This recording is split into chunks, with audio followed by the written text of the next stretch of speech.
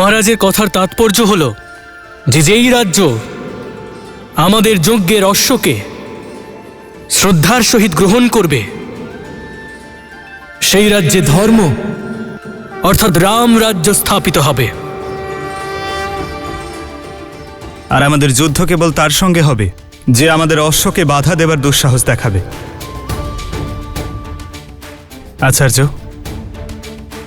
আমাদের অশ্বমেধ যজ্ঞ শুরু করার প্রস্তুতি নেওয়া উচিত।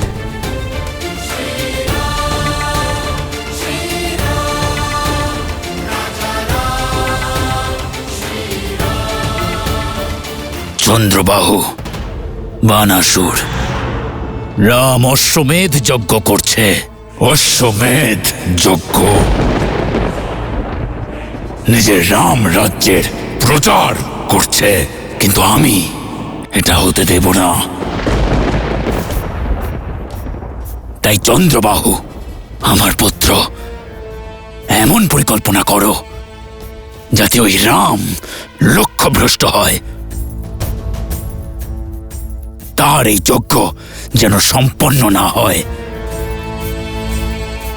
আর ততক্ষণ আমি বানাসুরের সঙ্গে ওই সীতাকে অযোধ্যায় আনার ষড়যন্ত্র করছি। এটা মনে রেখো যে পরাজিত সন্ন্যাসীর সমাজে না কোনো ক্ষমা আছে আর না কোনো স্থান। সন্ন্যাস গ্রহণ করে সীতারাম আমাকে পরাজিত করেছিল। এবার সেই সন্ন্যাসীর আমি ঢাল। তাদের থেকে ছিনিয়ে তাদের পরাজিত করব। তাদের মর্যাদা, তাদের সম্মান নষ্ট করব। আমি এই অশ্বমেধ যজ্ঞ কখনো সম্পন্ন হতে দেব না, কখনো না। সীতারাম!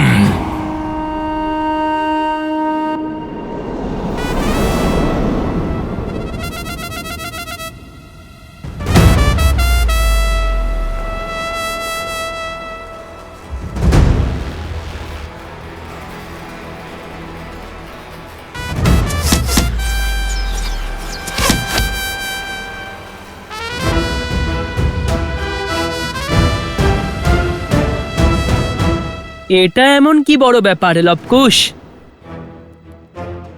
এটা সাধারণ বিদ্যার্থীরাও করতে পারবে। যদি সত্যি তুমি তীরন্দাজ হও, শ্রীরামের সব থেকে বড় ভক্ত হও, তবে আমার শর্ত স্বীকার করো। তবেই আমি মানব তুমি ভালো তীরন্দাজ আর শ্রীরাম ভক্ত। কি করতে হবে বলো? এক্ষুনি বলছি।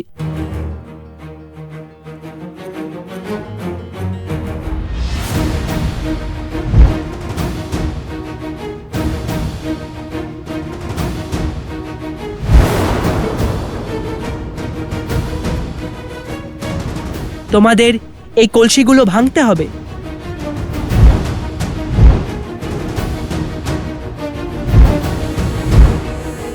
বলো, পারবে এটা করতে?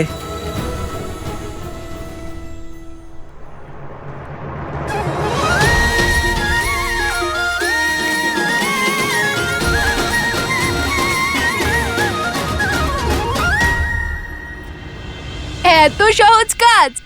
মনে হচ্ছে ক্রোধাগ্নি কমতে শুরু করেছে।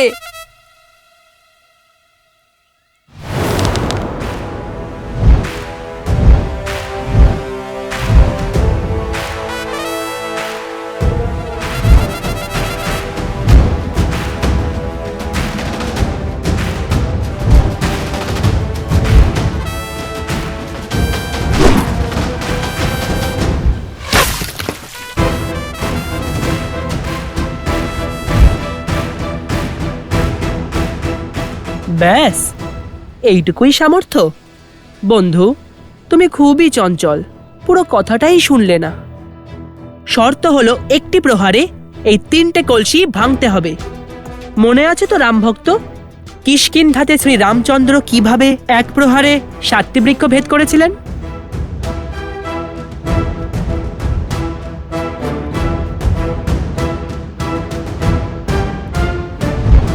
তুমিও অত্যন্ত অস্থির, খুব অল্পেই প্রসন্ন হয়ে যাও ভ্রাতা শাণ্ডিল্য। তোমার দেওয়া এই কাজ আমরা অবশ্যই সম্পূর্ণ করব।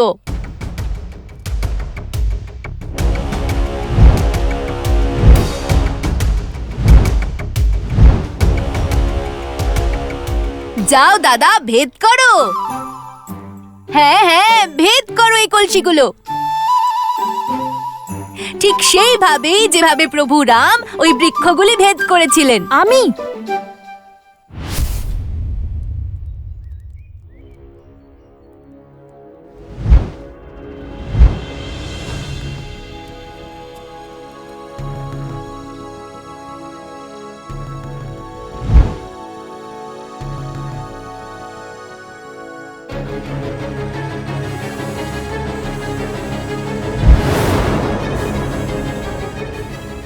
দাঁড়াও দাঁড়াও, ওখান থেকে নয়, 3টে কলসি এখান থেকে ভাঙতে হবে, এখান থেকেই।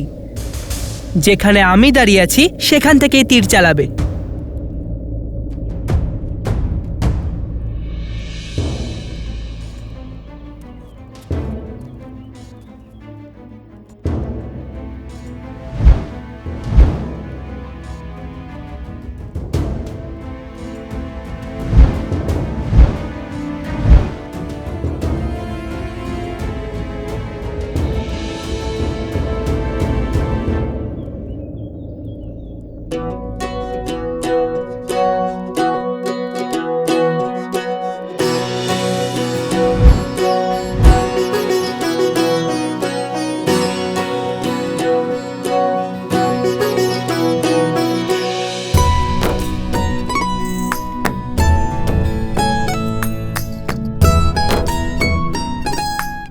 ও কোথায় চলে গেল?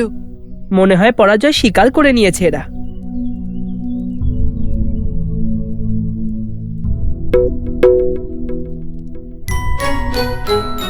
ও, বুঝতে পেরেছি।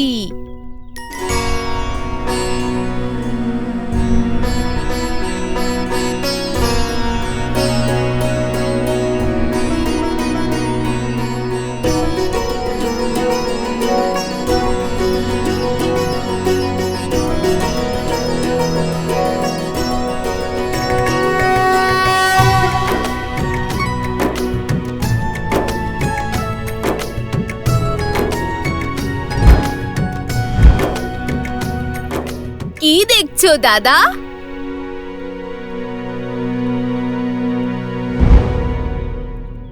এটাই যে রাম নাম নিলে সব কঠিন কাজও সহজ হয়ে যায়। মন দিয়ে দেখো।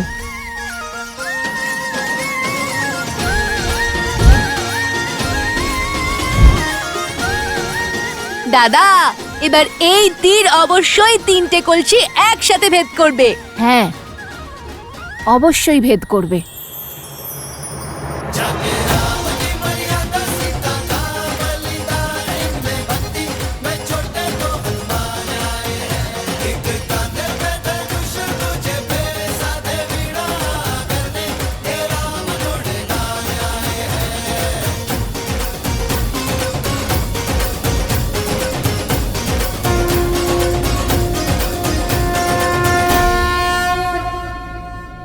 আমাদের মিত্রদের এই রাম ভক্তির ওপর সন্দেহ রয়েছে। যে রাম নাম নিলে পাথরও জলের ওপর ভেসে থাকে, সেই রাম নাম আমাদের দিশা দেখাবে।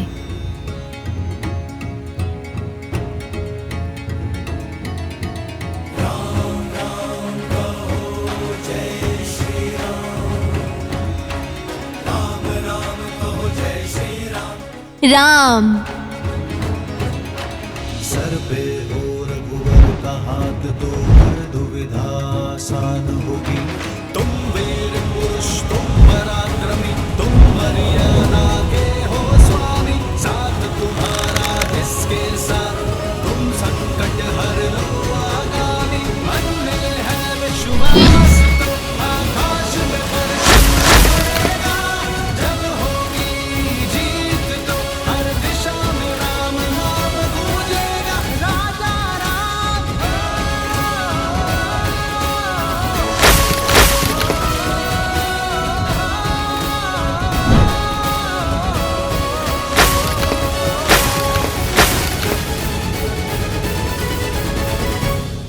হে প্রভু,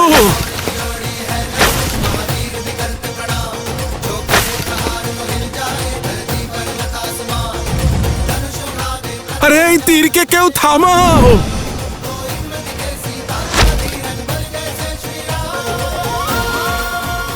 এসব কি হচ্ছে দাদা?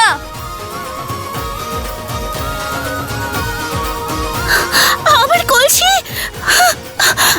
সব জল পড়ে গেল। আরে থামাও এই তীর, সব জল নষ্ট পড়ে যাচ্ছে। শর্ত ছিল একটি প্রহারে 3টি কলসি ভাঙার। তোমরা তো আশ্রমের সব কলসি ভেঙে দিয়েছো।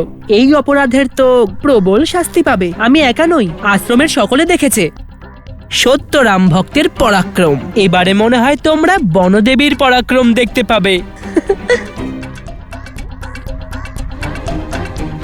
লব কুশ, নাও, এসে গেছেন তোমাদের মাতা, এবার আনন্দ আসবে। এবার কি উত্তর দেব মাকে?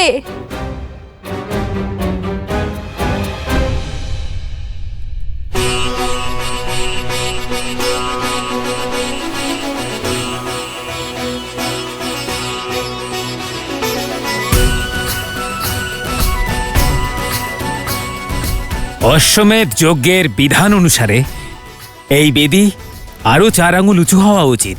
কুণ্ড পর্যন্ত 21খানা সিঁড়ি হবে, প্রত্যেকটার উচ্চতা 7 আঙুল হবে।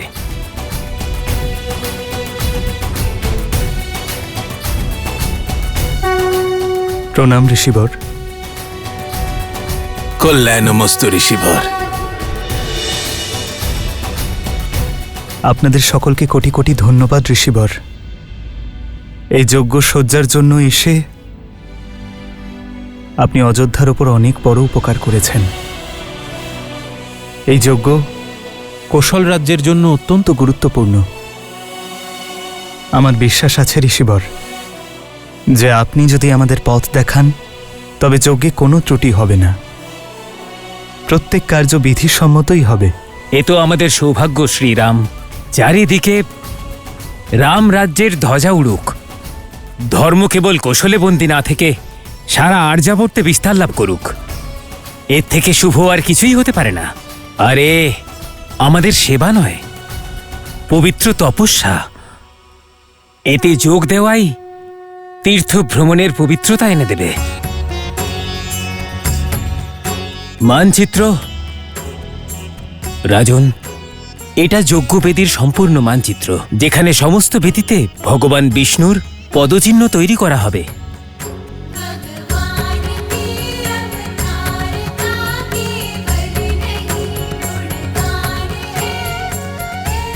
আসুন।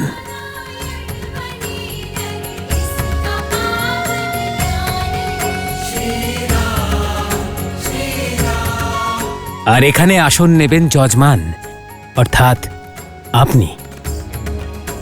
আর ওদিকে আপনার বাম দিকে মহারানীর স্থান হবে।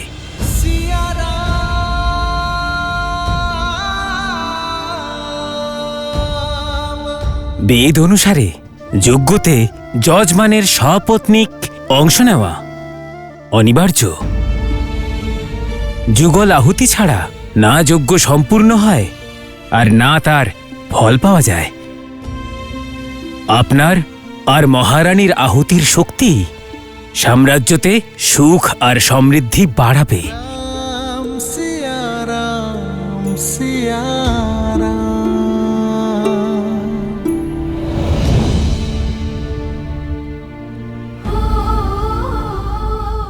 দেখেছেন বনদেবী, এদের উৎপাত চরমে। ওরা আশ্রমের সব কলসি ভেঙে দিয়েছে। এত দূর থেকে জল এনেছিলাম, সব জল পড়ে গেল।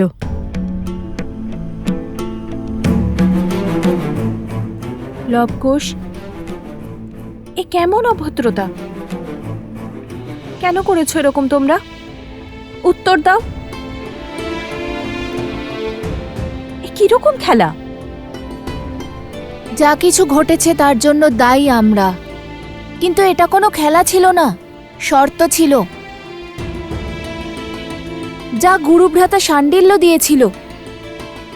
বনদেবী, আমি কেবল 3টে কলসি ভাঙতে বলেছিলাম, সব নয়।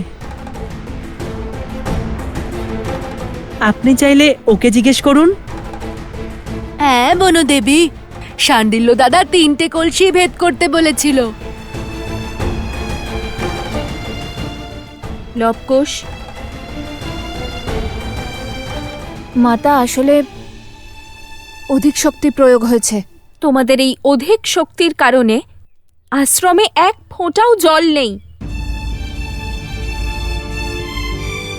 এখন তোমাদের দুজনের এটাই শাস্তি যে তোমরা দুজন সারা রাত জেগে আশ্রমের সব পরিবারের জন্য নদী থেকে জল ভরে আনবে।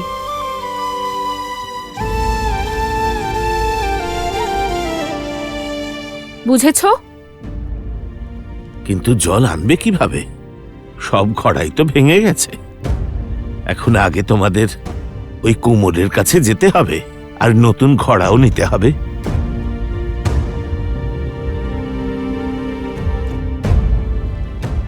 আজ্ঞে মাতা।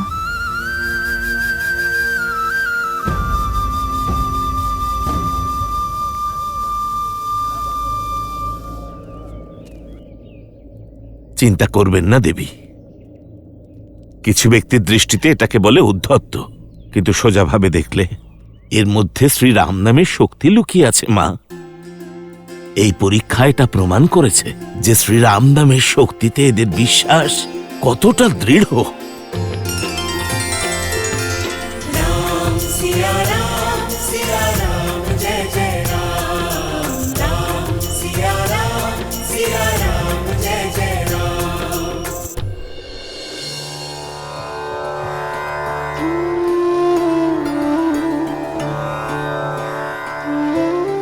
এই নাও, এটাও নিয়ে যাও। আমরা তো শুধু 3টি প্রাণী, এত আনাজের আমাদের প্রয়োজন নেই। সবাইকে বিতরণ করে দাও। তাছাড়া আশ্রমে এখন যে সংকট এসেছে তার জন্য দায়ী তো আমারই সন্তানেরা। কিন্তু এটা কুমুদিনী, এটা কোনো উপহার বা উপকার নয়, এটা তো ক্ষমা প্রার্থনা।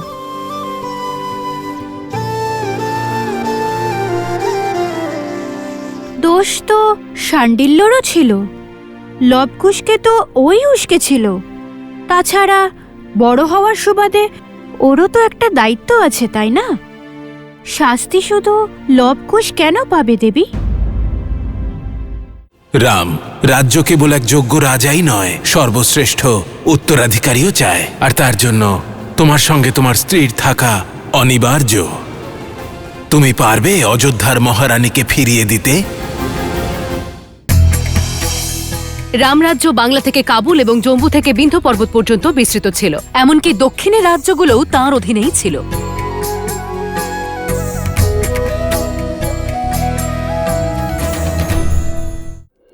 না কুমুদিনী, শান্ডিল্যর কোনো দোষ নেই। ও তো নিজের মাতার বিয়োগের কারণে কষ্টে আছে।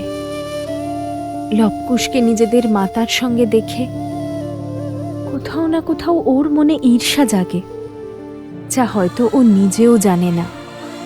সেই জন্যই তো সর্বদা ওদের সঙ্গে এইরকম ব্যবহার করে।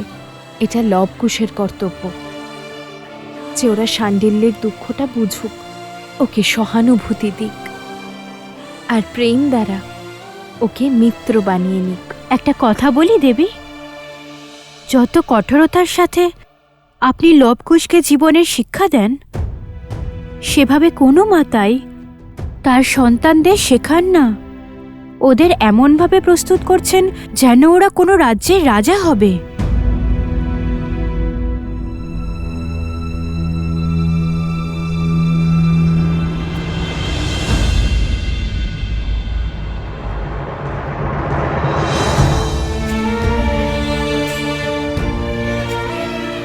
ওদের আমি কি করে বোঝাই আর্য যে এক রানী শুধু প্রেমরূপী মাতা হতে পারে না। আমার কাঁধে আমার পুত্রদের পিতার মতো গড়ে তোলার ভারও তো আছে আর্য, যাতে ভবিষ্যতে ওরা নিষ্ঠার সঙ্গে অযোধ্যার সিংহাসন আর প্রজাদের মনে রাজত্ব করতে পারে।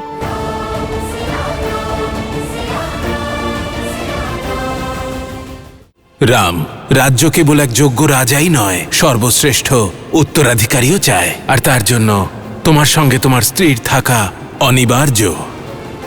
তুমি পারবে অযোধ্যার মহারানীকে ফিরিয়ে দিতে?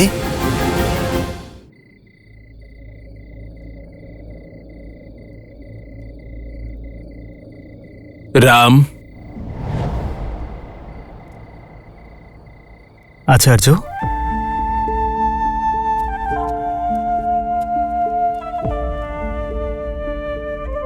প্রণাম আচার্য। কল্যাণ হোক। আচার্য, আপনি থামলেন কেন? আমি অযোধ্যার মহারাজ পরে, কিন্তু তার আগে আপনার শিষ্য। আমার সম্মুখে আসার জন্য আপনার কোনো শব্দ বা অনুমতির প্রয়োজন নেই। আসুন। বলুন আচার্য, কি আদেশ আছে? আপনার আসার কারণ কি? বসুন। না রাম, তোমার কর্তব্য কেবল রাজ্যের সীমা বিস্তার করাই নয়, তোমার উপর রাজ্যের স্থিরতা, শান্তি, সুখ সমৃদ্ধি রক্ষার দায়িত্বও রয়েছে। আর এই বনবাসী জীবন সে সমস্যার সমাধান নয় বৎস। জানি গুরুদেব, তাই তো অশ্বমেধ যজ্ঞ করাচ্ছি। এটা জানা সত্ত্বেও যে স্ত্রীকে ছাড়া যজ্ঞ সম্পূর্ণ হবে না।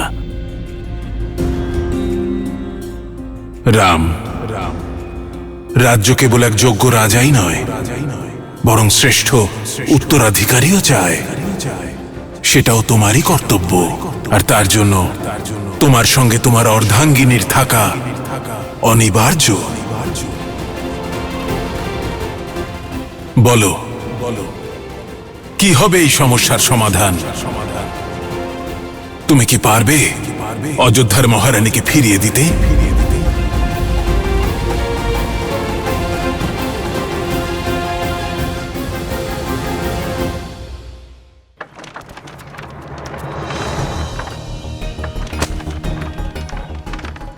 শুনুন, এগুলোর পরিবর্তে আমাদের কলসি প্রয়োজন। হ্যাঁ হ্যাঁ, শীঘ্র দিন। আশ্রমের সব কলসি ভেঙে গিয়েছে। সে তো ঠিক আছে, কিন্তু এমন কি হয়েছে? ভূমিকম্প হয়েছিল নাকি যে আশ্রমের সবকটা কলসি একসঙ্গে ভেঙে গিয়েছে? আর সেরকমই ভেবে নিন, কিছু উদ্ধত বালক উপদ্রব করে বেড়াচ্ছে। নতুন কলসি না হয় পেয়ে যাব, কিন্তু তার বদলে এতগুলো আনাজ চলে গেল। এখন খেতে আরো বেশি পরিশ্রম করতে হবে। হ্যাঁ দিদি, এই বছর ফসল ফলানোর জন্য খুব পরিশ্রম করতে হবে। বালকদের ঔদ্ধত্য কম করা উচিত। কবে বুঝবে এরা যে এই সব কার্য করার জন্য ক্ষতি হয়ে যাচ্ছে, যার পরিণাম পুরো সমাজকে ভোগ করতে হচ্ছে?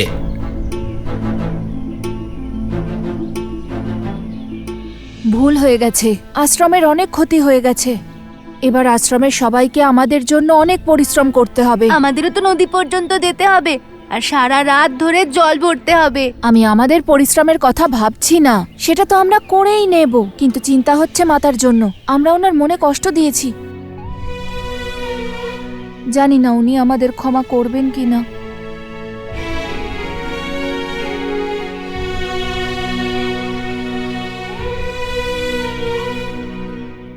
ওরা দুজনে বালক, আশ্রমের বাইরে যাবে কি করে? ঔদ্ধত্যের জন্য শাস্তি তো পেতেই হবে। আশ্রমের সীমা পার করে গভীর জঙ্গলে যেতে হবে।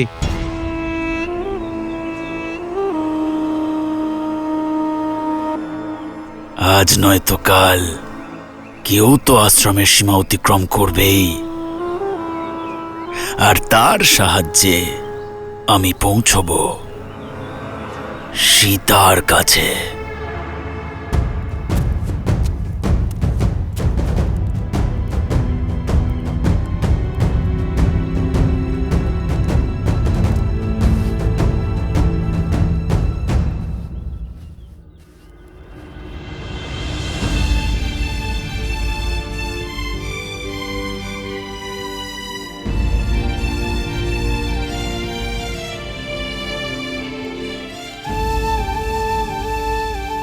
এমন ভুল আর হবে না মাতা, আমাদের আশীর্বাদ করো যাতে আমরা এই ভুলের প্রায়শ্চিত্ত করতে পারি।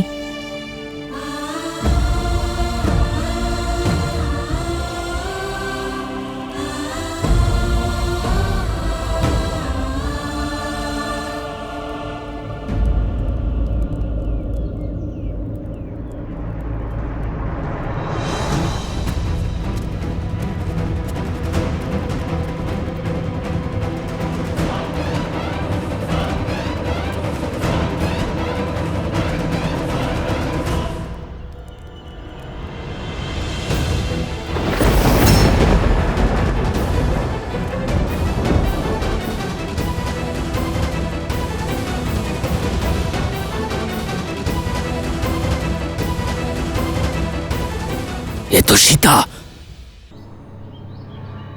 অর্থাৎ এই দুই বালক সীতারামের সন্তান। অদ্ভুত, অদ্ভুত।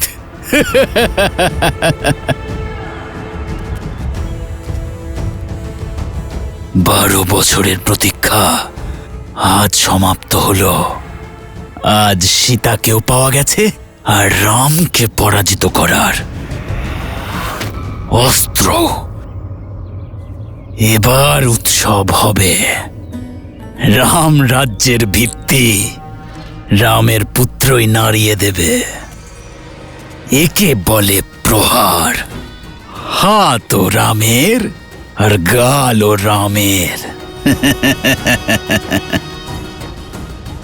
মাতা আশ্রমে আছেন তো কি হয়েছে, পুত্রেরা তো আশ্রমের বাইরে।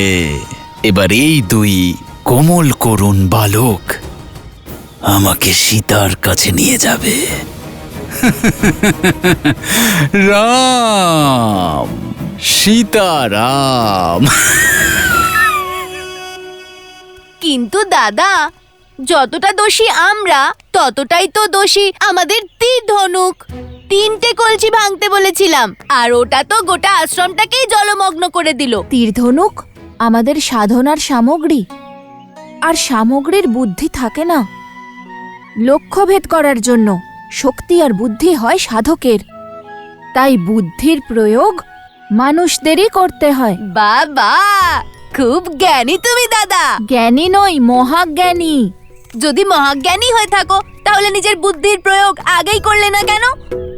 সব কলসি ভাঙার পরে বলছো। তার কারণ আমাদের পথ প্রদর্শন রাম নাম দ্বারা হয়েছে। লক্ষ্যভেদ কি করে করতে হয়, আর লক্ষ্যভেদ করার জন্য ততটাই শক্তি প্রয়োগ করা উচিত যতটা শক্তির প্রয়োজন। আর এই শিক্ষাই শ্রীরামের নাম লেখা সেই তীর আমাদের পরে দিয়েছে। পথ তো উনিই দেখান, আমরা তো কেবল অভিজ্ঞতা দিয়ে শিখি।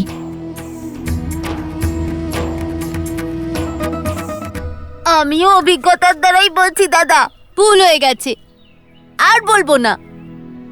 আমি বললেই শাস্তি পাই। মাতা আমাদের শাস্তি কষ্ট দেওয়ার জন্য নয়, জ্ঞান দেওয়ার জন্য দিয়েছেন, যাতে আমাদের বুদ্ধির বিকাশ ঘটতে পারে। এই দেখো না, যে কথা আমি শুনেই বুঝে যাই, সেই কথা তুমি শাস্তি পাওয়ার পরে বোঝো। মহাজ্ঞানী তুমি, আমি কি করে বুঝবো? আমি তো শুধু তোমার একটা অস্ত্র। সব জ্ঞান তো তোমার মনেই আছে।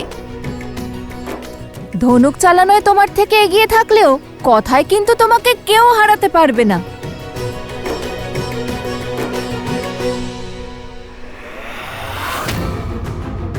সীতার কাছে পৌঁছতে হলে তার পুত্রদের বশ করতে হবে। আপনার উত্তরাধিকারী ধর্ম আর কর্তব্যের পথের জন্য তৈরি হচ্ছে আর্য। দুজন যতটা দুষ্টু, ততটাই পরাক্রমী। নিজের পিতার মর্যাদা আর রঘুবংশের সম্মানের ভার বহন করতে শীঘ্রই প্রস্তুত হবে আপনার লবকুশ।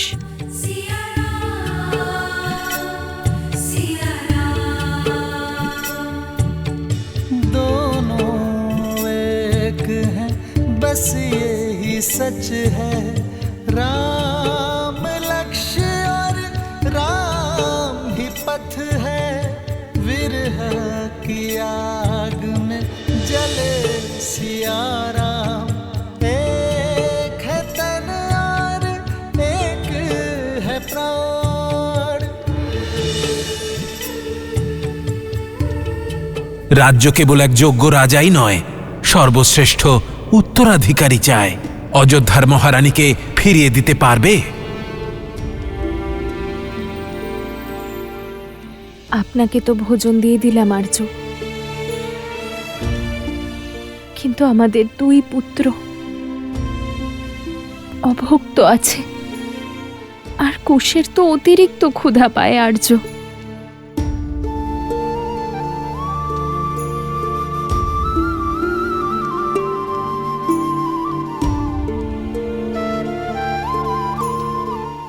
মায়ের কঠোরতার দ্বারাই সন্তান সঠিক পথ দেখতে পায়, কিন্তু তাও ওদের এই সময় বনে পাঠানো উচিত হয়নি বনুদেবী। বনে হিংস্র পশুরা আছে, তার উপর আসুরিক শক্তি। লবণাসুর মারা গেছে ঠিকই, কিন্তু এখনো আসুরিক শক্তিরা আশ্রমের চারপাশে ঘুরে বেড়াচ্ছে সুযোগের অপেক্ষায়।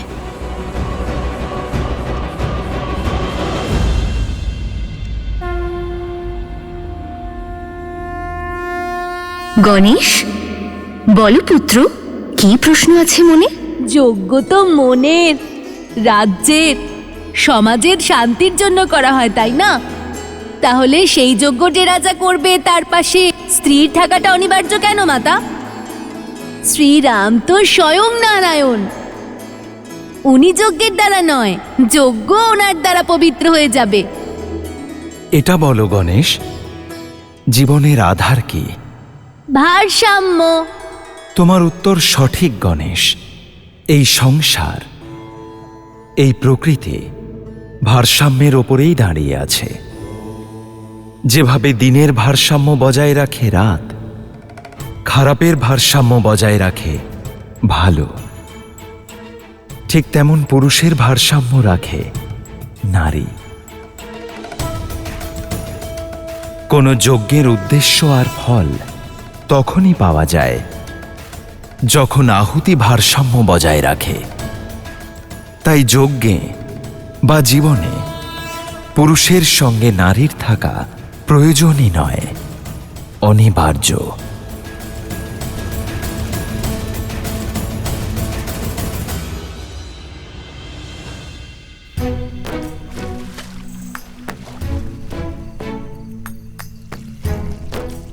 এটা কি করছো কুশ?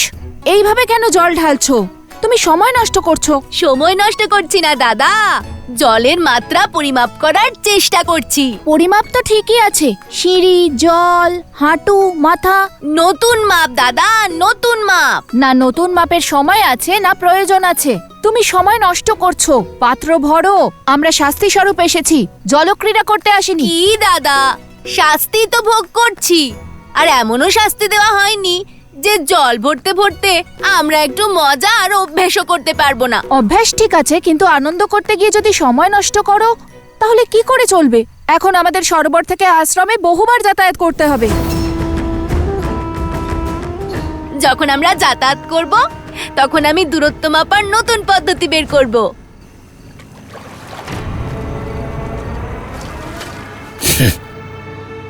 অত্যন্ত সরল এই দুই বালক। এরা আশ্রমে না পৌঁছলে মাতাকে তো খুঁজতে বাইরে আসতেই হবে।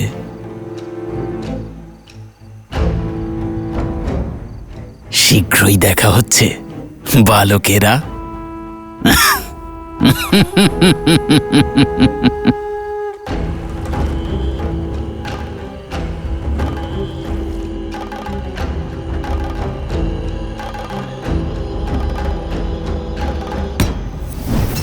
কি আদেশ রাক্ষসরাজ? কার ক্ষতি করতে হবে? রাক্ষস রাক্ষসই থাকবে। কখনো তো পুণ্যের কাজ করো। এখানে দুজন সুন্দর, কোমল, অবোধ বালক এসেছে। তারা অত্যন্ত ক্লান্ত। তাদের নিজেদের শক্তি দিয়ে নিদ্রামগ্ন করো, আর বাকি কাজ আমি স্বয়ং করব। যাও।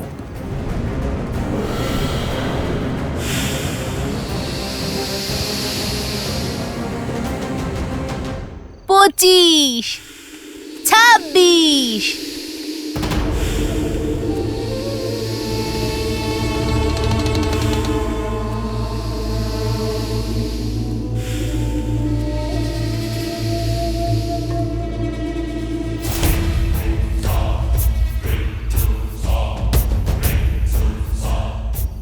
সাতাশ, 28।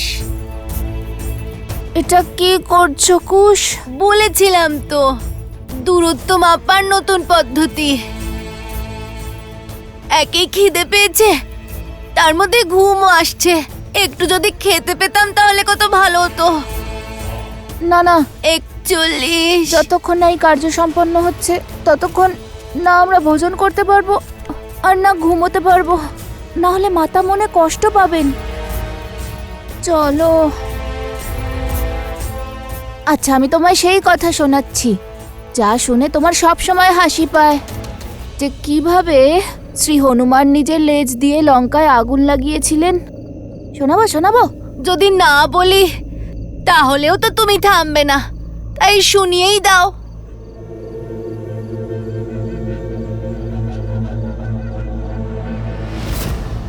কুশ, সাবধানে চলো।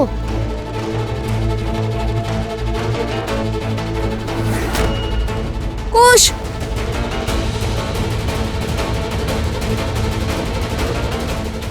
এবারে শুধু জ্যেষ্ঠ বালক শুয়ে পড়ুক। কুশ ওঠো, এখন ঘুমানোর সময় নয়, ওঠো কুশ।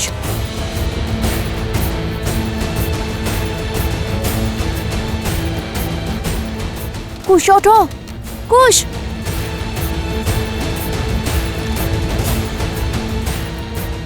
কুশ ওঠো।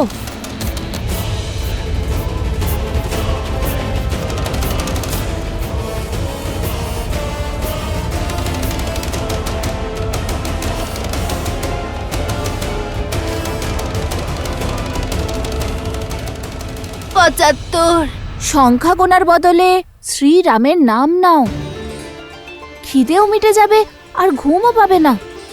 চলো, বলো রাম। শ্রীরাম। 75। শ্রীরাম। 76। শ্রীরাম। কেবল শ্রীরাম। কেবল শ্রীরাম। কেবল শ্রীরাম। শ্রীরাম। শ্রীরাম। শ্রীরাম। শ্রীরাম। শ্রীরাম। শ্রীরাম। শ্রীরাম। শ্রীরাম। শ্রীরাম। শ্রীরাম। শ্রীরাম। শ্রীরাম। এই রাম নাম বারবার কেন বাধা হয়ে দাঁড়ায়? সমস্ত পরিশ্রম ব্যর্থ হয়ে গেল। এই ছিল তোমাদের শক্তি? নিজেদের শক্তি বাড়াও। যদি এদের নিদ্রা না আসে তাহলে আমি তোমাদের সবাইকে সারা জীবনের জন্য ঘুম পাড়িয়ে দেব। যাও। রাম! এ কেমন চমৎকার! আশ্রমের সীমার বাইরে গেলেই ঘুম পায়, আর প্রবেশ করতেই ঘুম কোথায় পালিয়ে যায়। আর আমার যতদূর মনে হচ্ছে এটা কোনো আসুরিক মায়া, যা আশ্রমে প্রবেশ করতে পারছে না।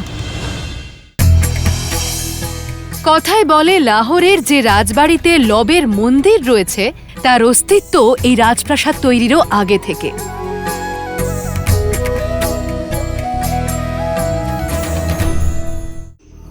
রাম।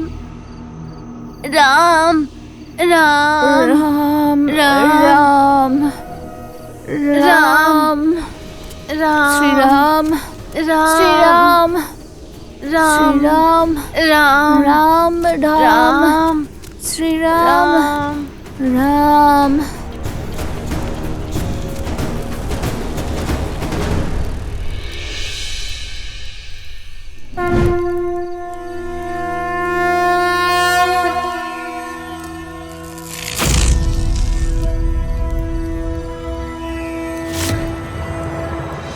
আরে, এ কেমন চমৎকার! আশ্রমে প্রবেশ করতেই ঘুম কোথায় পালিয়ে গেল। মনে হচ্ছে যেন ঘুম কখনো আসেইনি।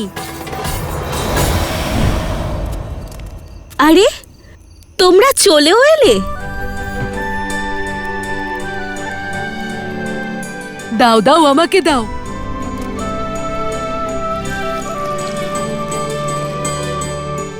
তোমরা দুজন ঠিক আছো তো?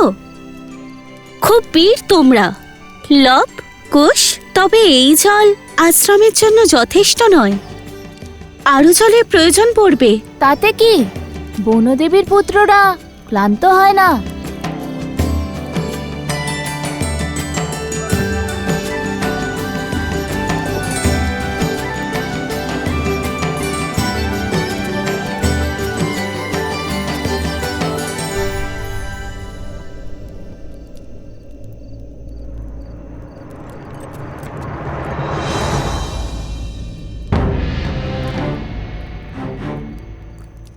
কেমন চমৎকার! আশ্রমের সীমার বাইরে বেরোলেই ঘুম পেয়ে যায়, আর প্রবেশ করতেই ঘুম কোথায় পালিয়ে যায়। কথাটা তুমি ঠিক বলেছো দাদা, কিন্তু এবার কি করব? শুধুমাত্র শ্রীরামের নাম নিয়ে কি আমরা এগিয়ে যাব? না না, আমরা রাম ভক্ত। আমরা তাই করব যা শ্রীরাম করেন, নিজের জ্ঞান আর নিজের বুদ্ধির প্রয়োগ। আর আমার জ্ঞান বলছে এ কোনো আসুরিক মায়া, যা আশ্রমের মধ্যে প্রবেশ করতে পারছে না।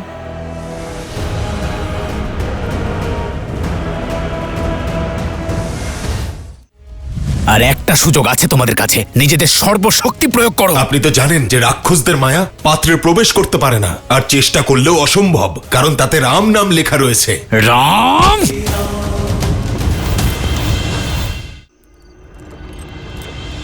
তাহলে আজ শাস্তি দিয়েই দিও ওদের, তবেই পাবো শাস্তির মজা।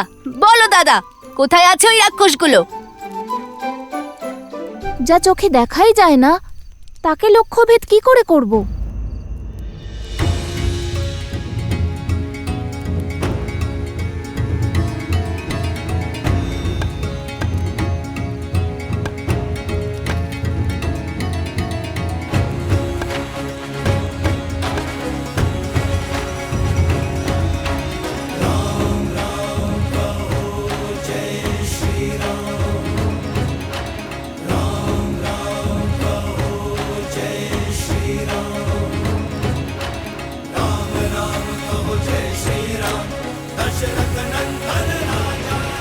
এবার বুঝলাম, গুরুদেব একবার বলেছিলেন মাটির পাত্রে 5টি বেদের বাস, আর তাতে যদি শ্রীরামের নাম লেখা হয় তাহলে তা আরো অনেক বেশি পবিত্র হয়ে যায়।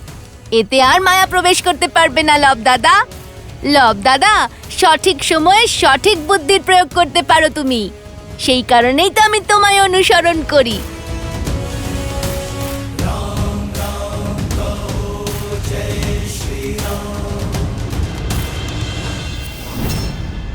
আর একটি মাত্র সুযোগ আছে তোমাদের কাছে, নিজেদের সর্বশক্তি প্রয়োগ করো, পাত্রের মধ্যে প্রবেশ করো আর ওদের নিদ্রামগ্ন করো। আপনি তো এটা জানেনই যে রাক্ষসদের মায়া মাটির পাত্রে প্রবেশ করতে পারে না, আর চেষ্টা করলেও অসম্ভব, কারণ তাতে রাম নাম লেখা রয়েছে। রাম!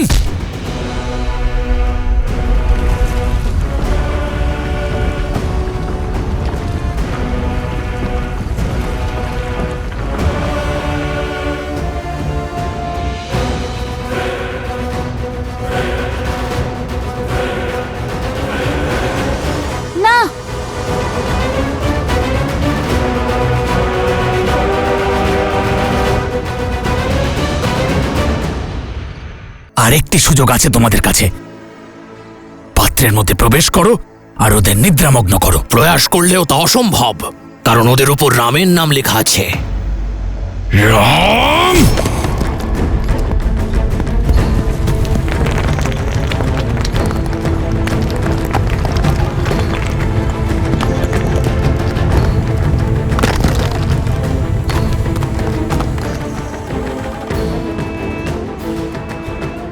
না, পাত্র সরিও না। এসব কিছু কোনো মায়াজাল মনে হচ্ছে। চলো এভাবেই এগিয়ে যাই। শ্রীরাম, শ্রীরাম, শ্রীরাম। এখনো পাত্র সরল না। কোনো ব্যাপার না, যখন জল ভরার জন্য ঝুঁকবে তখন পাত্র তো সরাতেই হবে।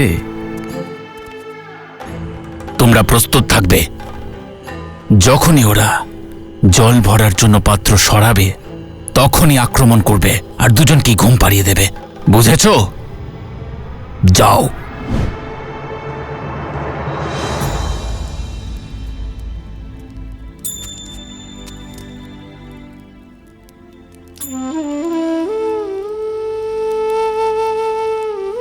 আমি জানি তোমার মনে এখন কি চলছে। লব আর কুশ। আপনার থেকে আর কি লুকোবো? আমি জানি আমার দুই পুত্রই বীর, পরাক্রমী, কিন্তু ততটাই চঞ্চল। তাই ওদের আমি শাস্তি স্বরূপ আশ্রমের বাইরে পাঠিয়েছি জল আনার জন্য। অন্ধকার আর আসরিক শক্তি সম্পূর্ণভাবে নষ্ট হয়নি। আমি কি ঠিক করেছি? কোশল রাজ্যের ভবিষ্যৎ ওরা দুজন পরাক্রমশালী তো হবেই, নাবিকের যোগ্যতার পরিচয় ঝড় উঠলেই বোঝা যায়। স্থির জলে নয় বনদেবী, তোমার পুত্ররা আশ্রমে থেকে অনেক কিছু শিখেছে, কিন্তু এখন সময় বাইরের জগৎ সম্পর্কে জানবার এবং তা অনুভব করার। আমার আপনার প্রতিটি কথার উপর আর আমার পুত্রদের শক্তির উপর পূর্ণ বিশ্বাস আছে।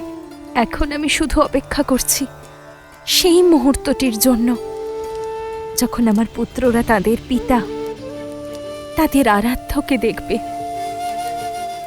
প্রভু শ্রীরামকে দেখবে। তথাস্তু। আর লবকুশের জন্য চিন্তা ছেড়ে দাও বনদেবী। নিজের পিতা ও মাতার মতো ওদের মধ্যেও সমস্ত সংকটের সম্মুখীন হবার ক্ষমতা রয়েছে।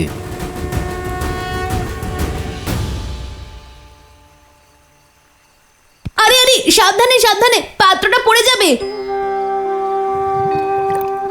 এবার কি করব দাদা? পাত্রটা না খুললে জল ভরবো কি করে?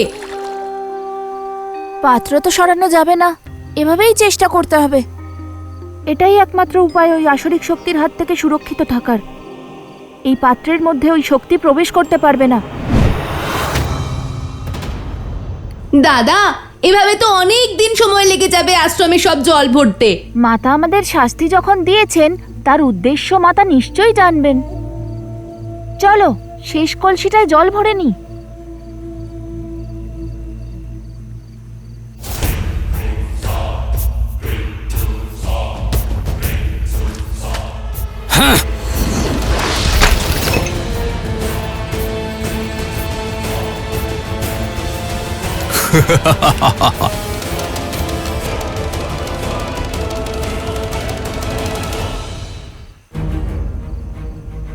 এখানে নিশ্চয়ই কোনো আসরিক মায়া রয়েছে যারা আমাদের বাধা দিতে চাইছে। দাদা, যদি আমরা জলই না ভরতে পারি তাহলে শাস্তি আর তার পেছনের উদ্দেশ্য পূরণ হবে কি করে? সমস্যার সমাধান কান্নাকাটি করে নয়, ভেবেচিন্তে বের করতে হয়। আমি তো এটাই বুঝতে পারছি না যে আমাদের জল আশ্রমে পৌঁছানো উচিত নাকি জল ভর্তি কলসি। অদ্ভুত, তুমি আমাকে নতুন একটা উপায় বলে দিলে। তুমি কথা মূর্খের মতো বলো ঠিকই, কিন্তু আসলে তোমার গুণ অনেক। কি এমন বললাম আমি? আর কিছুক্ষণেই এরা পাত্র সরিয়ে রাখবে, আর তখনই তোমরা আক্রমণ করবে। তুমি বললে আমাদের জল আশ্রম অবধি পৌঁছে দিতে হবে, সে কলসি করে হোক বা যেভাবেই হোক। আমি তো কিছুই বুঝতে পারছি না দাদা। সে তুমি যাই করো, তবে এমন কিছু করো না যাতে মাতা আবার রুষ্ট হন।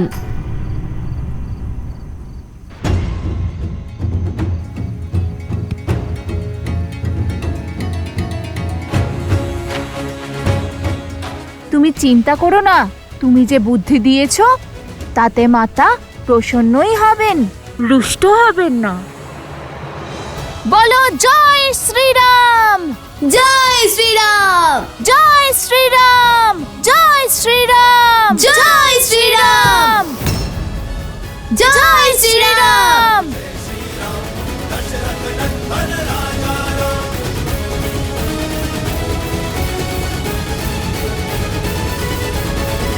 যদি একসঙ্গে যাই সেটা ত্যাগ নয়, সমস্যার থেকে পালানো হবে। আর্য, যেই মুহূর্তে মহারাজা রাম মহারানী সীতাকে ত্যাগ করবেন সেই মুহূর্তে অযোধ্যার সব দুঃখ নাশ হবে। মহারাজা রামকে, মহারানীকে ত্যাগ করতে হবে। রাম রাজ্য কেবল এক যোগ্য রাজাই নয়, সর্বশ্রেষ্ঠ উত্তরাধিকারীও চায়। না যজ্ঞ পূর্ণ হয় আর না তার ফল পাওয়া যায়।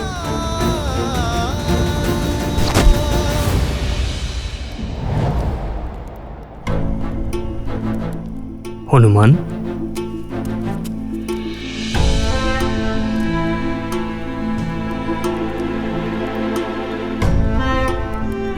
কি হয়েছে হনুমান? তোমাকে এত ব্যাকুল দেখাচ্ছে? প্রভু, সহস্র রাবণের পুত্র চন্দ্রবাহু মহারাজ সুগ্রীবের কন্যা তৃণাবতীকে অপহরণ করেছে। সেই জন্য মহারাজ সুগ্রীবের রাজ্যে অনেক অশান্তি হচ্ছে। এই বিপদ থেকে উদ্ধার পাওয়ার জন্য মহারাজ সুগ্রীব আপনার সহায়তা আর পরামর্শ প্রার্থনা করেছেন।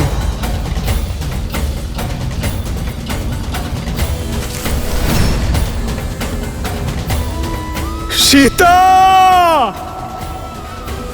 রাবণের বধ তো হয়ে গেছে হনুমান, কিন্তু তার বিচারধারার বিনাশ হতে এখনো বাকি আছে।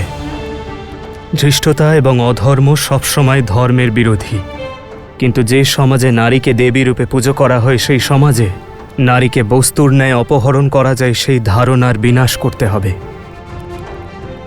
প্রতিটি যুগেই পাপের অংশও জন্ম নেয়, কিন্তু পাপ যখন চরম সীমায় পৌঁছয়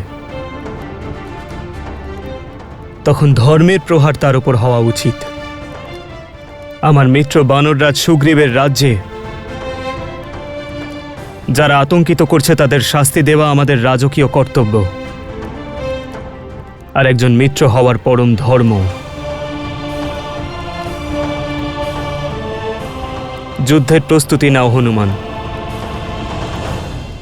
ধর্মের পথে চলার সময় এসে গেছে। সংসারে খারাপ চিন্তাধারা বিস্তারকারীদের বিনাশ করতে হবে। আমার মিত্র বানররাজ সুগ্রীবকে বলে দিও, ওনার যে ঋণ আমার ওপর রয়েছে তা আমি সত্য করতে পারবো না, কিন্তু এই রাম তার মিত্র ধর্ম পালন করতে অবশ্যই আসবে।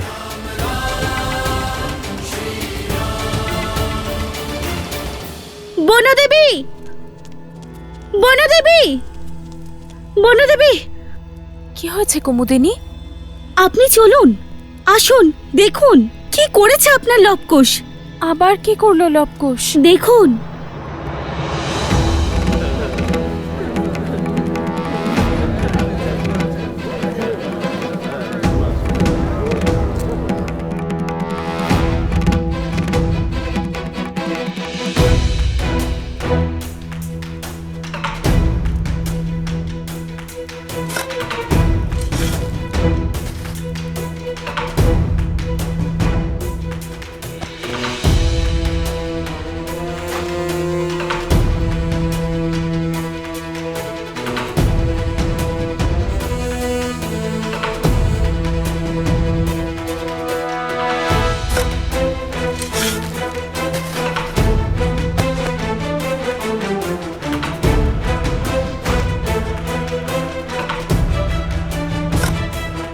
কি করছেটা কি এরা? লব, কুশ, জল ভরার পরিবর্তে কি করছো তোমরা? এখানে এসো। আর তোমাদের মাথায় এই হাঁড়ি? সব বলবো মাতা, আমরা সব বলবো, আর একটু অপেক্ষা করো।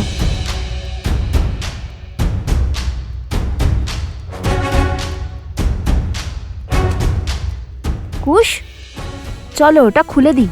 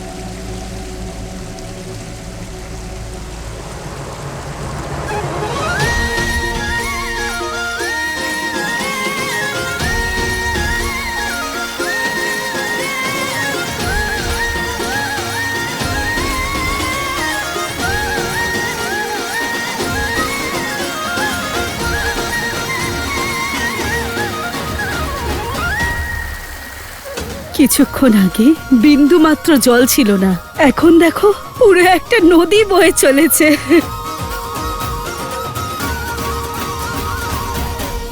আর লবকুশের জন্য চিন্তা ছেড়ে দাও বনদেবী।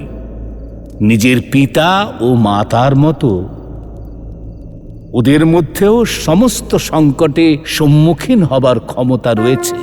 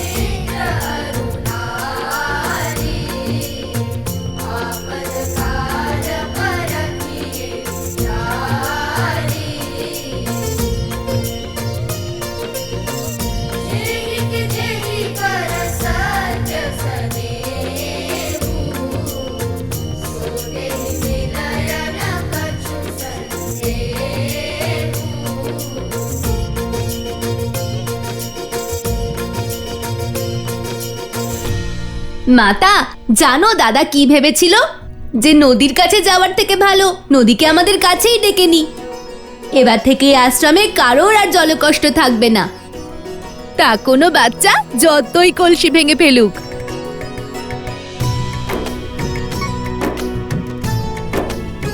কার্য আমি করেছি, কিন্তু এই বুদ্ধি কুশের। জানো মাতা, আমরা কোথা থেকে এই প্রেরণা পেয়েছি? যদি নল আর নীল রাম নাম লিখে লঙ্কা পর্যন্ত সেতু বানাতে পারে, তাহলে আমরা ভাবলাম যদি রাম নাম লেখা পাথর সমুদ্রে ভাসতে পারে, তাহলে রাম নাম লেখা কোদাল নদীপথ পরিবর্তন করতে পারবে না কেন?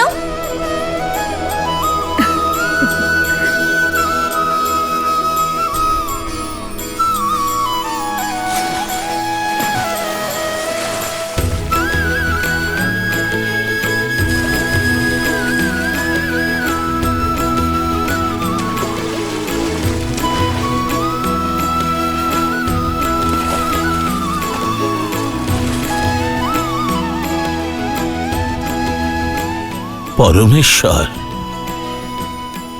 লবকুশের ভবিষ্যতে কি লিখেছেন সেটা আমি জানি না, কিন্তু এইটুকু অবশ্যই জানি যে এরা দুজন নিজেদের ভবিষ্যৎকে আলিঙ্গন করতে পূর্ণাঙ্গ রূপে প্রস্তুত।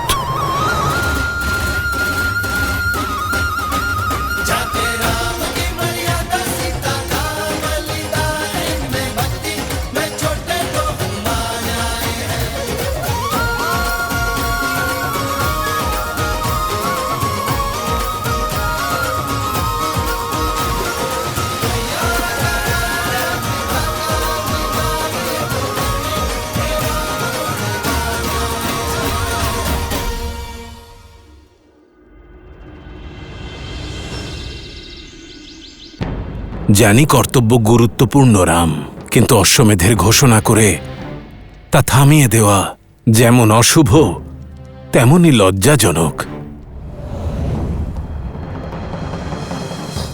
অশ্বমেধ যজ্ঞ অবশ্যই হবে আচার্য।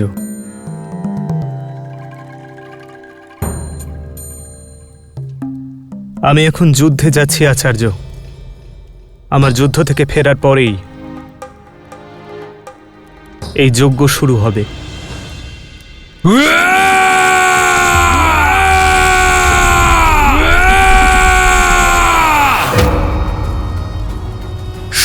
বজ্রমুখ রাবণ পরাজিত হয়ে পিছু হটে না, আরও তীব্রভাবে আক্রমণ করে।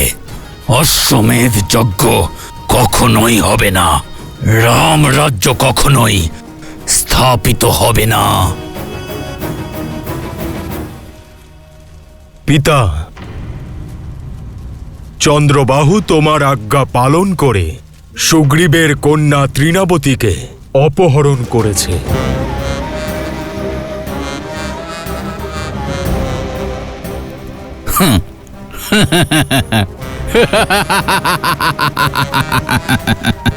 কিভাবে কিভাবে বাঁচবে রাম আমার এই আক্রমণ থেকে? এবার রামকে সুগ্রীবকে সাহায্য করার জন্য যেতেই হবে। আর অযোধ্যা অশ্বমেধ যজ্ঞ থেকে বঞ্চিত থেকে যাবে। আর রাম যাওয়ার সঙ্গে সঙ্গেই আমরা আমাদের শক্তির দ্বারা তার প্রজাদের মধ্যে পুনরায় অধর্মের স্থাপনা করব। রাম!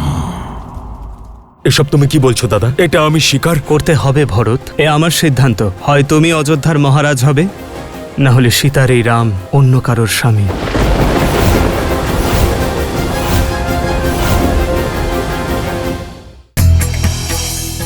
বৈদিক যুগে যে 16টি মহাজনপদ ছিল সেটা শুরু করেছিলেন শ্রীরাম এবং তার বংশধরেরাই।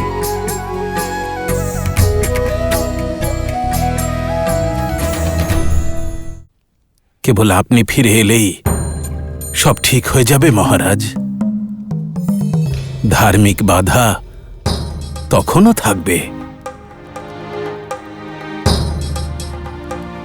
এই যুদ্ধ থেকে ফিরে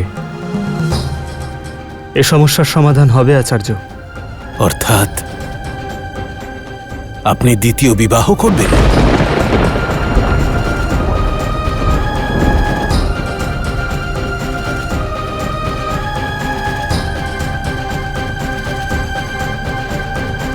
রঘুকুলের এই রীতি জানে সর্বজন। প্রাণ দিয়ে হলেও তা করবে পালন। একবার প্রতিশ্রুতি দিলে সে বিষয়ে আপনার শিষ্য দ্বিতীয়বার কি করে ভাবতে পারে?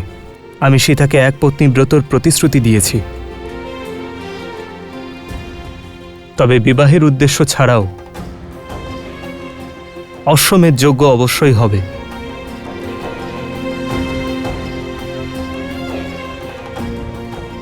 যজ্ঞে রাজার সস্ত্রীক বসাই আবশ্যক, তাই না? আমি যুদ্ধ থেকে ফিরে এসে ভরতকে অযোধ্যার মহারাজ ঘোষণা করব।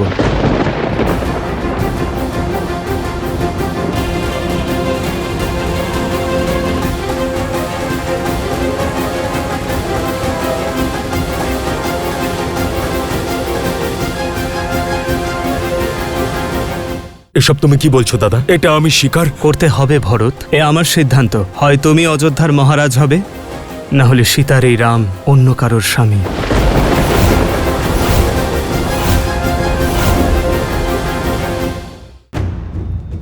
দাদা, আর তখন ভরত তার স্ত্রীর সঙ্গে যজ্ঞের নিয়মও পালন করতে পারবে,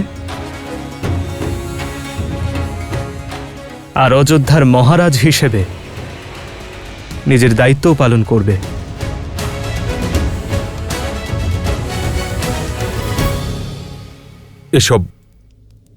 এসব কি বলছো দাদা? না, আমি এটা স্বীকার করতেই হবে ভরত। এ আমার সিদ্ধান্ত। বোঝার চেষ্টা করো ভরত। হয় তুমি অযোধ্যার মহারাজ হবে, নয়তো সীতার এই রাম অন্য কারোর স্বামী।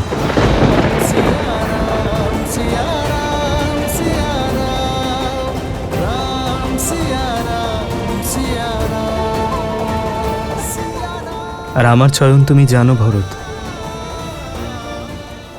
আমি এক পত্নী ব্রত ধারণ করেছি।